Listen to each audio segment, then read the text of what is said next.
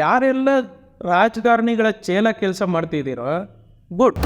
ಯಾರೆಲ್ಲ ಬಕೆಟ್ ಹಿಡಿದು ಸಲಾಂ ಹೊಡಿತಾ ಬದುಕ್ತಿದ್ದೀರೋ ಗ್ರೇಟ್. ಯಾರೆಲ್ಲ ಲಂಚ ಕೊಡ್ತಿದ್ದೀರೋ ಬೇಷ್. ಹಾಗೆ ಸ್ವಲ್ಪ ಎಣ್ಣೆ ತಂದುಕೊಂಡು 2 ಎಕ್ಸ್ಟ್ರಾ ಪಿಗ್ ಹಾಕಿ ಸರ್ಕಾರದ ರೆವಿನ್ಯೂಗೆ ಸ್ವಲ್ಪ ಸಹಾಯ ಕೂಡ ಮಾಡಿ. ನಮಸ್ತೆ ಸ್ನೇಹಿತರೆ. ಕರ್ನಾಟಕದ ಮಟ್ಟಿಗೆ ಲೋಕಸಭೆ ಚುನಾವಣೆ ಮುಗಿದಿದೆ. ಪ್ರತಿ ಸರ್ತಿ ಹಾಗೇನೆ ಈ ಸರ್ತಿ ಸಹಿತ ಹಣ, ಹೆಣ್ಣ, ಸೀರೆ, ಕುಕ್ಕರ್ ಎಲ್ಲವನ್ನು ಅವರು ಹಂಚಿದಾಯಿತು, ಇವರು ತೆಗೆದುಕೊಂಡಿದ್ದಾಯಿತು. ಆ ಜಾತಿ ಈ ಜಾತಿ ಅಂತ ಮತ ಕೇಳಿದಾಯಿತು. ನಾವು ಸಹಿತ ನಮ್ಮ ಜಾತಿ ಕಾಪಾಡೋ ನಾಯಕರಿಗೆ ವೋಟ್ ಹಾಕಿದ್ದಾಯಿತು. ನಮ್ಮ ಧರ್ಮ ಕಾಪಾಡ್ಕೊಳ್ಳೋದಕ್ಕೆ ನಮ್ಮ ಧರ್ಮ ರಕ್ಷಕರಿಗೆ ವೋಟ್ ಹಾಕಿದ್ದಾಯಿತು.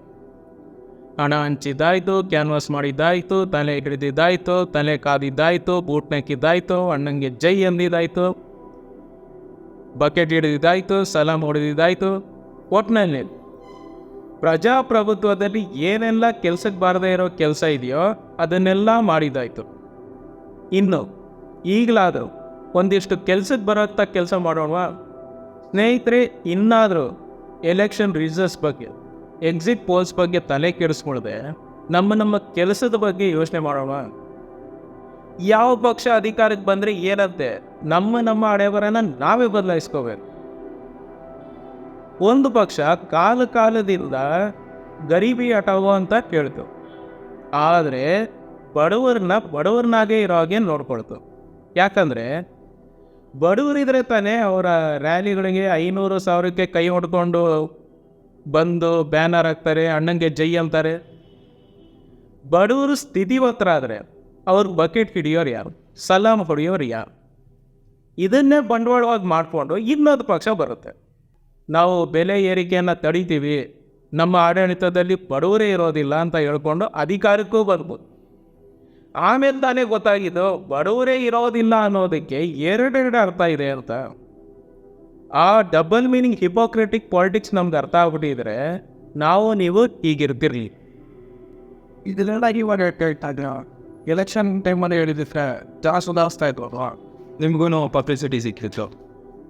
ಸ್ನೇಹಿತರೆ, ನಾನು ನನ್ನ ಜೀವನದಲ್ಲಿ ಕಂಡುಕೊಂಡಂಥ ಬಹುದೊಡ್ಡ ಅನುಭವದ ಪಾಠ ಅಂದರೆ ನಾವಿಲ್ಲಿ ಯಾರನ್ನೂ ಬದಲಾಯಿಸೋದಕ್ಕಾಗೋದಿಲ್ಲ, ಯಾರನ್ನೋ ಸುಧಾರಿಸೋದಕ್ಕಾಗೋದಿಲ್ಲ. ಎಲ್ಲಿ ನಿಮ್ಮ ಕ್ಲೋಸ್ ಫ್ರೆಂಡ್ ಕೈಯಲ್ಲೇ ಅವನ ಸಿಗರೇಟ್ ಸೇದೋದನ್ನು, ಗುಟ್ಕಾ ಹಾಕೋದನ್ನು, ಯಾವುದೋ ಒಂದು ಕೆಟ್ಟ ಚಟನ ಬಿಡಿಸಿ ನೋಡೋಣ, ಆಗೋದಿಲ್ಲ. ಚಿಕ್ಕ ಮಕ್ಕಳಿಗೆ ಬುದ್ಧಿ ಹೇಳೋದಕ್ಕೆ ಹೋದ್ರೇ ಮುಚ್ಕೊಂಡು ಹೋಗಲೇ ಅಂತಾರೆ. ಸ್ವತಂತ್ರ ಅನ್ನೋ ನೆಪದಲ್ಲಿ ಸ್ವೇಚ್ಛಾಚಾರ ಇಲ್ಲಿ ಜಾಸ್ತಿ ಆಗೋಗಿದೆ. ಇನ್ನು ನನ್ನ ಪಬ್ಲಿಸಿಟಿ ಮಾತಿಗೆ ಬಂದರೆ, ಚುನಾವಣೆ ಟೈಮಲ್ಲಿ ನೀವು ಏನೇ ಹೇಳಕ್ಕೆ ಹೋದ್ರೂ ನಿಮ್ಮನ್ನು ಟೈಪ್ ಕ್ಯಾಸ್ಟ್ ಮಾಡಲಾಗುತ್ತೆ. ಯಾವುದೇ ಸಮಸ್ಯೆ ಬಗ್ಗೆ ಮಾತನಾಡಿ, ಇಲ್ಲ ನೀವು ರೈಟಿಸ್ಟ್ ಆಗೋಗ್ತೀರಾ, ಇಲ್ಲ ಲೆಫ್ಟಿಸ್ಟ್ ಆಗೋಗ್ತೀರಾ, ಭಕ್ತ, ಅರ್ಬನ್ ನಕ್ಸಲೈಟು, ಬುದ್ಧಿಜೀವಿ, ದೇಶದ್ರೋಹಿ, ಇನ್ನೂ ಏನೇನೋ ಅಂಥ ಪಬ್ಲಿಸಿಟಿ ನಿಜವಾಗೂ ಬೇಕ. ಈಗ ಚುನಾವಣೆ ಮುಗಿದಿದೆ, ಜನರು ಸ್ವಲ್ಪ ತಣ್ಣಗಾಗಿದೆ. ಈಗ ಮಾತ್ರ ನಮ್ಮ ಮಾತಿಗೆ ಒಂದೇ ಅರ್ಥ ಇರುತ್ತೆ. ಈಗ ನಾವು ಯಾವ ಕ್ಯಾಟಗರಿಗೂ ಸೇರೋದಿಲ್ಲ. ಸ್ನೇಹಿತರೆ, ಇನ್ನು 4-5 ವರ್ಷ ಯಾವ ರಾಜಕಾರಣಿಗೂ ನಿಮ್ಮ ಅವಶ್ಯಕತೆ ಇರೋದಿಲ್ಲ, ಅವರು ನಿಮ್ಮ ಹತ್ರ ಬರೋದಿಲ್ಲ. ಈಗಾಗಲೇ ಹೇಳಿದಂತೆ ನಿಮ್ಮ ಹಣೆ ಬರಹನ ನೀವೇ ತಿದ್ಕೋಬೇಕು. ಸ್ನೇಹಿತರೆ, ನಾವಿಲ್ಲಿ ಯಾರನ್ನೂ ಸುಧಾರಿಸೋದಕ್ಕೆ ಬಂದಿಲ್ಲ, ಯಾರನ್ನೂ ಬದಲಾಯಿಸೋದಕ್ಕೆ ಬಂದಿಲ್ಲ. ಅದು ನನ್ನಿಂದ ಸಾಧ್ಯವೂ ಇಲ್ಲ. ಬುದ್ಧ, ಮಹಾವೀರ, ಬಸವಣ್ಣ, ವಿವೇಕಾನಂದ, ಗಾಂಧಿ, ಅಂಬೇಡ್ಕರ್, ಕುವೆಂಪು ಅಂಥವರೇ ನಮ್ಮನ್ನು ಬದಲಾಯಿಸೋದಕ್ಕಾಗಲಿಲ್ಲ. ಇನ್ನು ನಾನಂತೂ ಏನೇನೋ ಅಲ್ಲ. ಸ್ನೇಹಿತರೆ, ಯಾರೆಲ್ಲ ರಾಜಕಾರಣಿಗಳ ಚೇಲ ಕೆಲಸ ಮಾಡ್ತಿದ್ದೀರೋ ಗುಡ್, ಮುಂದುವರ್ಸಿ. ಯಾರೆಲ್ಲ ಬಕೆಟ್ ಹಿಡಿದು ಸಲಾಂ ಹೊಡಿತಾ ಬದುಕ್ತಿದ್ದೀರೋ ಗ್ರೇಟ್, ಹಾಗೇ ಇರಿ. ಯಾರೆಲ್ಲ ಲಂಚ ಕೊಡ್ತಿದ್ದೀರೋ ಬೇಷ್, ಸಂಕೋಚ ಪಡಬೇಡಿ. ನಿಮ್ಮ ಟೈಮಿಗೆ ಸರಿಯಾಗಿ ಅಧಿಕಾರಿಗಳು ನಿಮ್ಮ ಕೆಲಸ ಬಾಧ್ಯತೆಯಿಂದ ಮಾಡಿಕೊಟ್ರೆ ನೀವು ಯಾಕೆ ಲಂಚ ಕೊಡ್ತಿದ್ರಿ? ನೀವು ತಪ್ಪಿಲ್ಲ. ಯಾರೆಲ್ಲ ಗುಟ್ಕಾ ಹಾಕ್ಕೊಂಡು ಜೂಜಾಡ್ತಾ ಸೋತ್ವಲ್ಲ ಅನ್ನೋ ಟೆನ್ಷನ್ಗೆ ಸಿಗರೇಟ್ ಉಫ್ ಅಂತ ಊದ್ಕೊಂಡು ನಿಮ್ಮ ಟೆನ್ಷನ್ ದೂರ ಮಾಡ್ಕೋತಿದ್ದೀರೋ ಗ್ರೇಟ್ ಜಾಬ್.